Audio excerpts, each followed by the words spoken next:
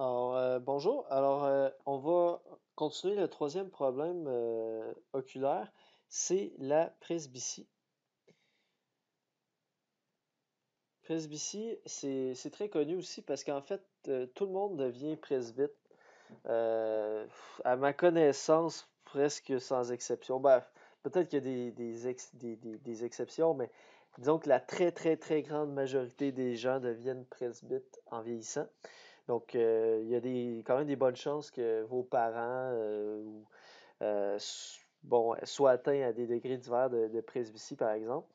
Euh, donc, en passant, ça vient du mot presbus, donc c'est qui veut dire personne âgée. Donc, c'est vraiment associé à l'âge de la presbytie directement. C'est pas un problème génétique, là, c'est vraiment associé à l'âge. Qu'est-ce qui se produit? C'est que le cristallin perd de sa souplesse avec l'âge. Et il devient impossible de le plier autant que pendant sa jeunesse. Donc, en plus, les muscles ciliaires perdent de leur force, puisque le cristallin ne peut plus plier autant, l'œil ne peut plus être aussi convergent qu'avant. Donc, la vision de près devient difficile. Euh, donc, la distance du PP, du punctum proximum, augmente avec l'âge. Donc, à 20 ans, en moyenne, le PP, ça dépend s'il y a une variation d'une personne à l'autre, mais en moyenne, le PP à 20 ans est autour de 10 cm. Donc, une personne moyenne à 20 ans peut voir proche jusqu'à une distance de 10 cm. Mais à 60 ans, en moyenne, c'est de 85 cm. Donc, il y a une une grosse augmentation du PP. Euh, Fait que, probablement, bon, vous avez déjà vu, soit vos parents ou vos grands-parents, ou peu importe, vous avez déjà vu des gens comme essayer de lire, puis là, ils mettent la feuille comme à bout de bras, là, quasiment, pour lire. Bon, c'est ça. Ça, c'est la presbytie. Donc, autrement dit, si la personne elle met la feuille à bout de bras, ça veut dire que, dans le fond, elle ne peut pas voir plus proche que ça. Si elle approchait la feuille à une distance plus normale, ben, elle verrait flou. Donc, c'est la raison pour laquelle on est obligé de regarder plus à bout de bras pour lire. Mais imaginez qu'à un moment donné, si le PP est rendu à 85 cm, ben là, le bout de bras, ça suffit plus à un moment donné. Tu sais, si on est rendu à 1 mètre, mettons, de la distance minimale de lecture, ben là, on peut, ça fonctionne plus, là. Donc, à ce moment-là, pour lire de façon confortable, il faut pallier à ça par une lentille convergente. Donc, le problème, c'est ça ici, vous avez l'objet qui est proche cette fois-ci. Donc, vous voyez la différence. Tantôt, on parlait des objets à l'infini. Là, maintenant, l'objet est proche. Donc, par exemple, une feuille qu'on est en train de lire. Et, bon, les rayons vont partir en divergent, vont être convergés par l'œil. Alors, jusqu'ici, ça fonctionne. Mais là, ici, le cristallin est accommode au maximum. Fait que si vous approchez encore plus l'objet, qu'est-ce qui va se produire? Ben, le cristallin ne peut pas bomber plus. Donc, forcément, l'image va se produire derrière la rétine. Donc, ça va être flou pour la personne. Donc finalement, on manque de convergence dans le fond. Donc, on va rajouter une lentille convergente qui va permettre de créer l'image sur la rétine. Le standard, quand on corrige la presbytie, le standard, c'est de s'arranger pour avoir une distance de lecture de 25 cm. Ça, il faut le savoir par cœur, c'est vraiment un standard, je dirais pas mal universel, là. Donc, si, admettons, une personne presbyte va chez l'optométriste, l'optométriste va s'arranger pour que la personne puisse lire, puisse voir confortablement à une distance à partir de 25 cm. C'est comme une espèce de standard. Donc, on considère à partir de 25 cm, c'est une distance confortable de lecture, autrement dit. Euh, Parce qu'on pourrait corriger pour que la personne voit de plus proche, mais ça aurait, en tout cas, ça aurait d'autres inconvénients. Donc, 25 cm, c'est suffisant pour avoir une lecture confortable. Donc, dans tous les exercices, quand on vous demandera de corriger la presbytie, vous devez toujours vous arranger pour que le PP, le punctum proximum de la personne, avec ses lunettes, soit de 25 cm.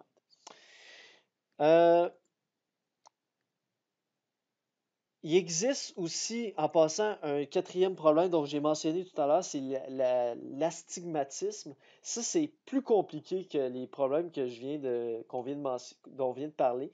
L'astigmatisme, c'est dû au fait que l'œil est bombé peu de façon asymétrique. Donc, plutôt qu'être un globe vraiment sphérique, dans le cas d'un œil euh, astigmate, dans le cas d'un œil astigmate, l'œil est bombé un peu comme un œuf ou comme un ballon de football, si vous voulez. Donc, c'est un ovale plutôt qu'être une sphère.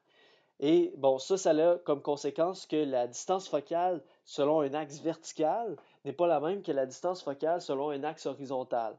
Donc, bref, ça cause aussi ça cause des problèmes qui peuvent être corrigés par des lentilles correctrices.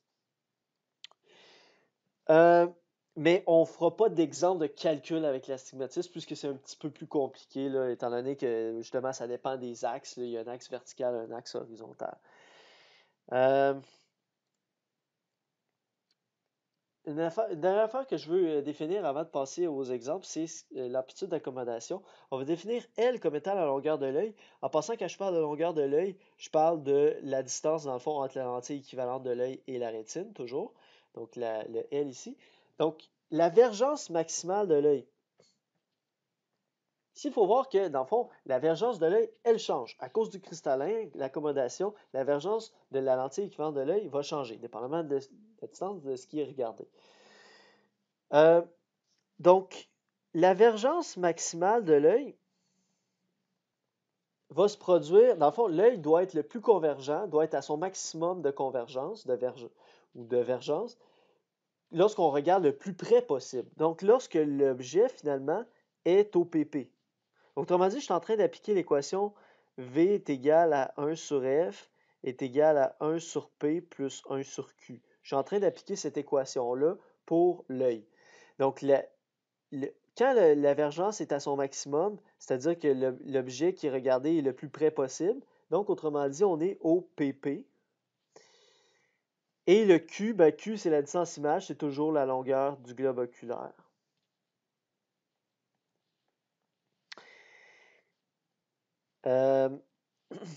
Et remarquez une chose, la vergence et la distance focale sont toujours inversement proportionnelles. Donc, si la vergence est maximale, ça veut donc dire que la focale est à sa valeur minimale.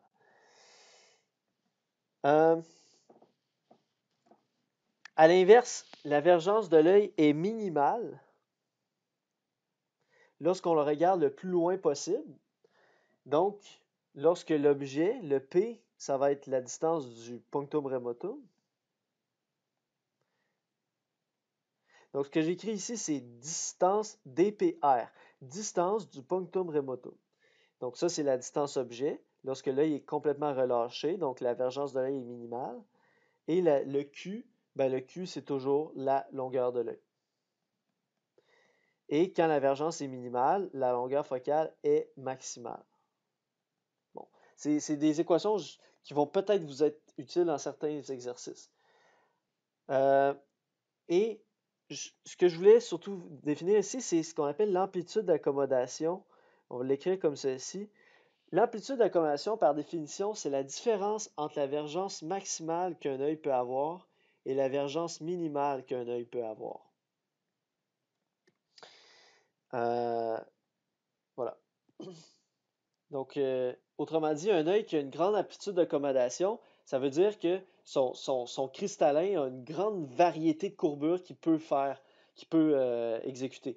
Donc, l'œil peut être une très haute convergence ou il peut être très plat, donc une très faible convergence. Il peut avoir les deux. Alors, ça serait une grande amplitude d'accommodation. Donc, il peut être très haute vergence ou très faible vergence. Donc, il y a une grande amplitude, il y a une grande différence entre la vergence maximale et minimale. À l'inverse, une personne peut avoir une petite amplitude d'accommodation. Ça veut dire qu'elle ne peut pas beaucoup changer la courbure de son cristallin. Donc, autrement dit, la différence entre la vergence maximale et minimale de l'œil est faible. Donc, ça serait une petite amplitude d'accommodation. Je reviens à ma question de départ. J'avais dit, comment calcule-t-on la prescription ayant un défaut visuel? Alors, je vais vous le montrer par un exemple. Faisons le numéro 1. On a comment on peut l'appeler? Donc, on a Sabrina. Sabrina, qui est myope, voit flou tout objet situé au-delà de, bon, mettons, 102 cm de distance. Quelle est la vergence des verres correcteurs qu'on doit lui prescrire pour corriger sa vue? Donc, je vais faire l'exemple pour Sabrina avec un punctum remotum de 102 cm. Puis après ça, vous allez pouvoir faire, si jamais vous êtes myope, vous l'essayerez vous-même avec votre propre punctum remotum. Donc, si vous êtes myope, prenez quelque chose devant vous, mettons une feuille de papier avec où il y a une certaine écriture, et éloignez-la de votre œil. Évidemment, enlevez vos verres correcteurs si vous en avez, et éloignez la feuille le plus loin possible et regardez jusqu'à où est-ce que vous pouvez voir distinctement l'écriture de façon vraiment nette. Alors, ça va vous permettre d'estimer votre punctum remotum. Évidemment, c'est une estimation qui est un peu grossière, là, mais ça va donner une estimation. Et après ça, vous pourrez faire la même démarche pour vérifier votre prescription puis la comparer avec votre prescription réelle. Donc, pour corriger sa myopie, on sait que son punctum remotum est à 102 cm. Donc, la distance punctum remotum est de 102 cm. L'œil de Sabrina peut voir clairement jusqu'à une distance de 1,02 m. C'est ça qu'on sait. Donc, avec la lentille correctrice, elle doit voir clairement un objet situé à. Jusqu'à quelle distance est-ce que Sabrina doit pouvoir voir lorsqu'elle va porter son verre correcteur? Alors, le verre correcteur, il faut qu'il corrige complètement la myopie. Il ne faut pas le corriger à moitié. Donc, pour corriger complètement la myopie, il faut faire en sorte qu'avec son verre correcteur, c'est comme si elle avait un œil en métrope, un œil normal, sans problème. Donc, il faut complètement enlever sa myopie. Donc, il faut qu'elle puisse voir jusqu'à l'infini. Donc, elle doit voir clairement un objet situé à l'infini. C'est sûr que si elle est capable de voir jusqu'à l'infini, ben, elle va être capable de voir à 10 mètres, puis elle va être capable de voir à 2 mètres aussi. Okay? Donc, si nous autres, on va juste s'assurer qu'elle soit capable de voir à l'infini, puis si elle est capable de voir à l'infini, elle va être capable de voir plus proche aussi, jusqu'à son PP, bien sûr. Là, OK, là, il faut trouver la clé du problème. La clé du problème est la suivante. Le rôle, il faut qu'on se demande, quelle lentille faut-il choisir? Le rôle de la lentille correctrice est de former une image à 1,02 m d'un objet situé à l'infini. Ça, c'est vraiment la clé pour un problème de prescription de myopie. Le rôle de la lentille correctrice est de former une image. Donc, c'est l'image qui va être à 1,02 m d'un objet situé à l'infini. Autrement dit, regardons ici. Donc, l'objet est à l'infini parce que c'est ça qu'il faut qu'elle soit capable de voir. Le rôle de la lentille, c'est de transformer cet objet-là à l'infini en un objet qui va se faire ici.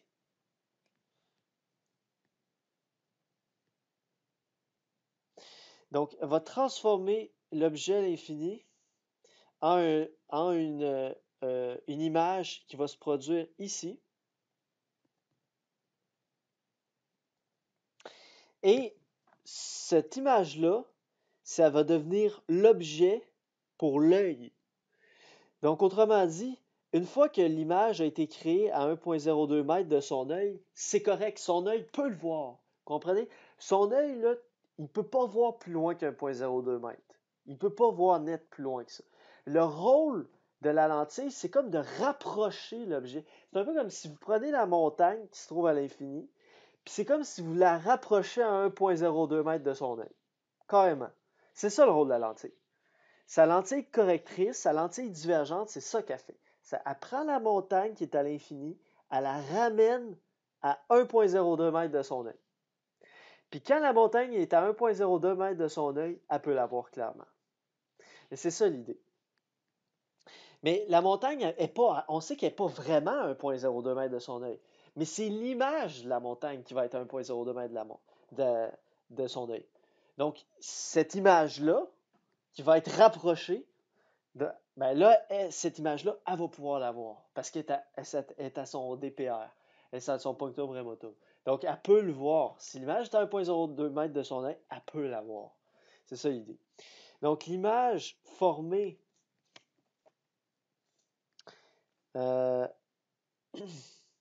l'image formée à 1,02 m de son œil par la lentille devient l'objet pour l'œil. Ça devient l'objet pour l'œil. Donc, l'image qui se forme ici, ça devient l'objet pour l'œil.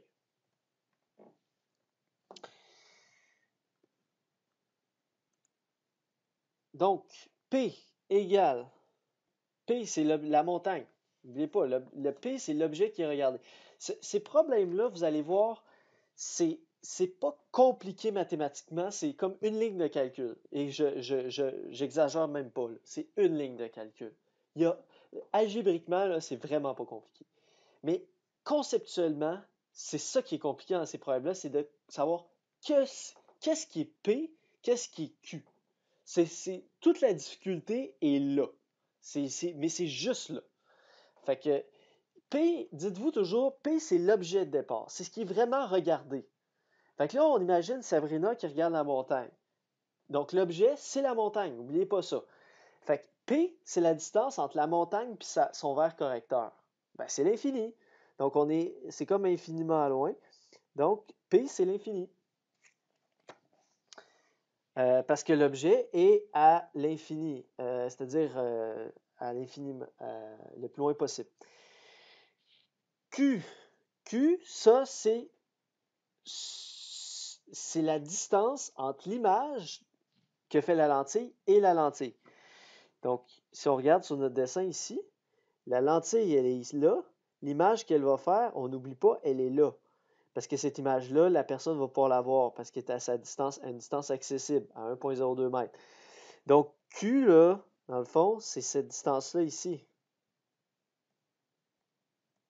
Ça, c'est le Q. Vous voyez? Donc, autrement dit, l'objet est à l'infini, mais l'image va se produire ici. Donc, Q, c'est la distance entre la lentille et l'image. Donc, c'est cette distance-là. Alors, ce Q-là, c'est notre 1,02 m. Comprenez? Parce que c'est cette distance-là qui va permettre après ça à l'œil de le voir. Donc, le Q, c'est notre 1,02 m. Je pense que toute la difficulté de ces problèmes-là, elle est là. Mais il reste une petite affaire, par contre, qu'on n'a pas qu'on n'a pas tenu compte. C'est que l'image que fait la lentille, est-ce qu'elle est réelle ou virtuelle? Posez-vous la question. Cette image-là qui est créée par la lentille, est-elle réelle ou virtuelle? Autrement dit, imaginez la montagne ici. Imaginez la lentille divergente ici. Si je mets un écran là, si je mets un écran ici, est-ce que je peux avoir une image de la montagne? Non. Je ne peux pas avoir une image de la montagne. C'est une image virtuelle. C'est une image virtuelle parce qu'elle est du même côté que l'objet. L'objet est à gauche, l'image est à gauche de la lentille aussi, c'est forcément une image virtuelle. Donc, une autre façon de le dire, c'est des prolongements de rayons, vous voyez, qui se croisent pour former cette image-là. Donc, vu que c'est une image virtuelle, on n'oublie pas notre convention de signe, il faut absolument lui donner un signe négatif. Sinon, ça va donner une réponse erronée. Et une fois qu'on a fait ces deux lignes-là, trouver que vos P, que vos Q, comme je vous dis, 95% du travail est fait. C'est vraiment ça la difficulté dans ces problèmes-là, mais c'est que ça la difficulté, c'est trouver que vos P, que vos Q. Des fois, c'est mélangeant, je l'avoue. Mais à force d'en faire, vous allez vraiment vous allez vous habituer, puis ça va devenir naturel. Mais il faut en faire plusieurs. Donc, Q est négatif parce que l'image formée par la lentille est virtuelle. C'est-à-dire qu'elle est du même côté que l'objet, donc forcément elle est virtuelle. L'image formée par la lentille correctrice, elle ne peut pas être captée par un écran. C'est donc forcément une image virtuelle. Alors là, le plus gros du travail est fait. Je vais juste réécrire ce qu'on a écrit. On a dit P égale l'infini et Q égale moins 1,02 mètres. Bingo. On fait juste appliquer l'équation des lentilles. 1 sur P plus 1 sur Q égale 1 sur F. Dans le fond, là, je suis en train d'appliquer l'équation des lentilles. Pourquoi? Pour la lentille ou pour l'œil? Juste pour être sûr que vous avez bien compris. Parce que quand j'applique l'équation des lentilles, c'est pour une lentille. Et là, je suis en train de l'appliquer pour quelle lentille? Pour la lentille correctrice ou pour la lentille équivalente de l'œil? Par curiosité. Alors, dites-vous, ce P-là, est-ce que c'est le P que la personne va voir avec son œil? Ben non, elle ne peut pas voir à l'infini directement. C'est la lentille qui a un P de l'infini. C'est la lentille qui crée une image à 1,02 m d'elle. Comprenez? Donc, je suis en train d'appliquer l'équation pour la lentille. C'est vraiment important. Ça, c'est pour la lentille correctrice. Je vais même l'écrire tellement c'est important. Ce n'est pas pour l'œil. Fait qu'il y en a des fois, ils se mélangent parce que là, mettons, pour le Q, ils vont prendre la longueur de l'œil. Non, non, je suis en train d'appliquer l'équation pour la lentille correctrice, pas pour l'œil. Donc ici, la longueur de l'œil n'a aucune importance dans le calcul. Donc, 1 sur l'infini plus 1 sur moins 1,02 m égale 1 sur F. 1 sur l'infini, ça donne 0. Donc, ça donne F égale à moins 1,02 m. Donc, ça lui prend une focale de moins 1,02 m pour régler son problème de myopie. Mais la question, c'était, je crois, de trouver la vergence des nécessaires. Parce que normalement, quand un optométriste vous parle, il ne va pas vous parler en termes de distance focale. Il pourrait vous parler en termes de distance focale, mais l'habitude, c'est plutôt de parler en termes de vergence. Donc, la vergence, c'est simplement 1 sur la distance focale. C'est des inverses multiplicatifs. Donc, 1 sur moins 1,02 m, ce qui va donner moins 0,98 dioptrie. En fait, si on se rappelle, dans le fond, si on regarde le calcul, on fait 1 sur des mètres. Fait que finalement, ça fait comme des mètres moins 1. Mais on se rappelle que des mètres moins 1, dans le contexte de la vergence, ça s'appelle des dioptries, des majuscules. Okay? Voilà. Alors là, on a notre réponse. Donc, ça lui prend une prescription de moins 0,98. En pratique, les lunetiers, ils vont pas vous faire un verre à moins 0,98 parce que si on prenait les vergences au centième près, au centième de dioptrie près, ben là, ça coûterait beaucoup plus cher à produire parce qu'il faudrait faire des lentilles personnalisées pour chaque personne. Fait que ça serait pas idéal. Donc, ils vont plutôt, vraisemblablement, ici, ils arrondiraient à moins 1. Donc, on lui donnerait une prescription de moins 1.